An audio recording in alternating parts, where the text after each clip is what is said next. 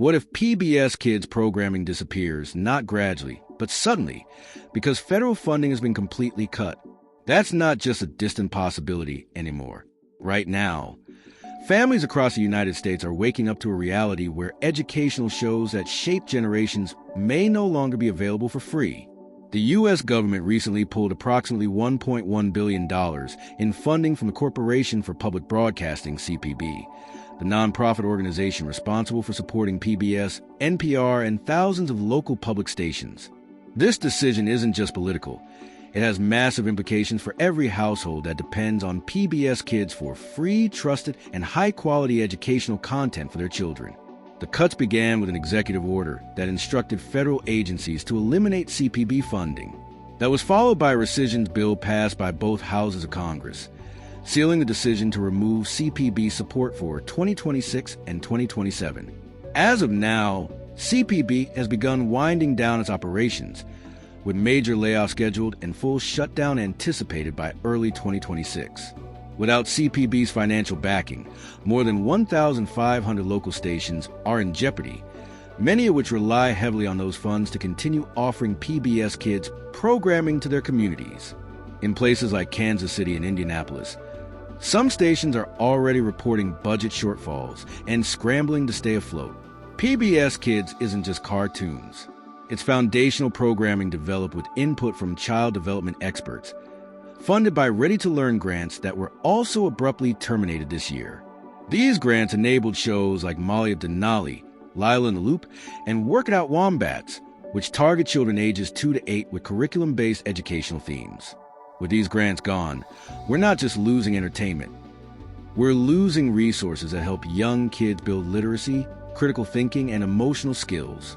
This is especially devastating for families in rural and low-income communities, where PBS Kids may be the only educational media that's consistently accessible. The impact is already being felt. Local stations are laying off staff, reducing programming, or launching emergency fundraising campaigns. Kansas City's KCUR station reported a 13% funding cut and had to immediately turn to donors to fill the gap. Stations in Indiana expect losses exceeding 30%, and they fear they won't survive without additional help. If smaller stations shut down, PBS Kids content may vanish from those areas completely. National shows like Sesame Street might still exist online or on streaming platforms, but that access depends on broadband and subscriptions, something not all families can afford. In the legal arena, PBS has filed a lawsuit challenging the constitutionality of the funding cuts. The network argues that defunding CPB interferes with its public mission and violates free speech protections. NPR has also taken legal action, and CPB is fighting the removal of its board members. These legal battles could influence future decisions about funding, but court cases take time, and the losses are happening now. At the same time, public opinion strongly supports PBS and NPR. A recent Harris poll shows that 66% of American adults, including a majority of both Democrats and Republicans, still believe federal funding for public broadcasting is essential. If you're finding this helpful so far, take a moment to hit like, drop a comment about your favorite PBS Kids show or station, and subscribe for more real-time coverage on this critical issue. Your engagement helps keep this conversation alive and informs more parents about what's happening. Parents aren't helpless in this situation. You can directly support your local public media station by donating or becoming a member. KCUR raised over $500,000 from concerned viewers in just days, proving how powerful community action can be. You can also contact your state and federal representatives and let them know you oppose cuts. Advocacy groups are forming all across the country to support educational public media. Get involved or start one in your area. The more we speak up, the harder it becomes for lawmakers to ignore the issue. Looking ahead, the future of PBS Kids depends on a few key things: the outcomes of ongoing lawsuits, the willingness of local stations to adapt or fundraise, and the support of everyday viewers like you. If CPB shuts down permanently, many local stations will likely close. Educational shows may become less available or shift to paid platforms, creating a digital divide that affects underserved families the most.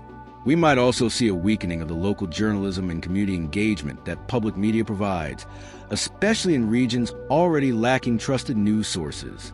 The importance of PBS Kids can be overstated. For decades, it's been a trusted partner in early childhood education, especially for families that don't have access to private preschool or expensive learning tools. Ready to Learn grants specifically targeted low-income homes, and the shows created under those grants have helped millions of children learn to read, explore science, understand emotions, and respect different cultures. Without federal backing, those kind of programs will be difficult, if not impossible, to continue. So what should parents take away from all of this? First, understand that while PBS Kids hasn't disappeared yet, the foundation it stands on is crumbling. Second, realize that your local station may need your help to keep airing your child's favorite shows. Third, your voice matters. Speak up, write to your representatives, and join community efforts. Fourth, keep an eye on the legal process, as it could change the course of this battle. This isn't just about politics. It's about our children. Educational programming like PBS Kids is one of the few universally accessible tools that has consistently delivered measurable benefits. If we let it slip away, we lose more than TV. We lose a piece of our nation's educational backbone. So share this video, let others know what's at stake, and help us keep this issue in the spotlight. Stay connected, stay informed, and together we can protect something that has shaped generations for the better.